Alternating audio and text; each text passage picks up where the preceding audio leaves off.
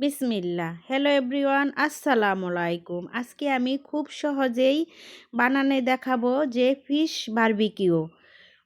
যে কেউ বানাতে পারবে, ঘরের যে কোনো উপকরণ দিয়ে বানাতে পারবে। এখানে আমি স্বাদ মতো লবণ দিয়ে দিলাম, হাফ চামচ হলুদের গুঁড়া, 2 চামচ মরিচের গুঁড়া দিয়ে দিলাম, 1 চামচ জিরার গুঁড়া দিয়ে দিলাম, আমি 1 চামচ ফিশ বারবিকিউর মশলা। এখন আমি দিয়ে দিলাম 1 চামচ 1 টেবিল আদা রসুন বাটা। এখন দিয়ে দিলাম 2 টেবিল চামচ সয়া সস। এখন দিয়ে দিলাম আমি সস।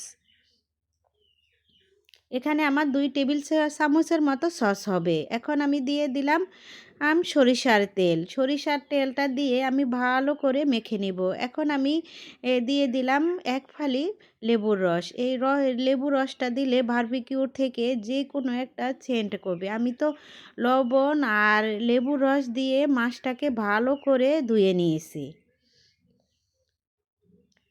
আমি আজকে 2টা মাছের বারবিকিউ করব।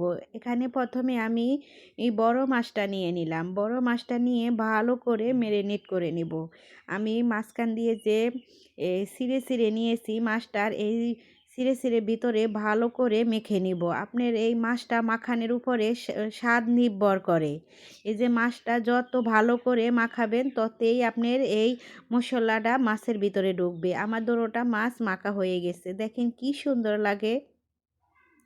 এখন আমি মাটির চুলা জ্বালিয়ে ফ্রাই প্যানটা দিয়ে দিছি।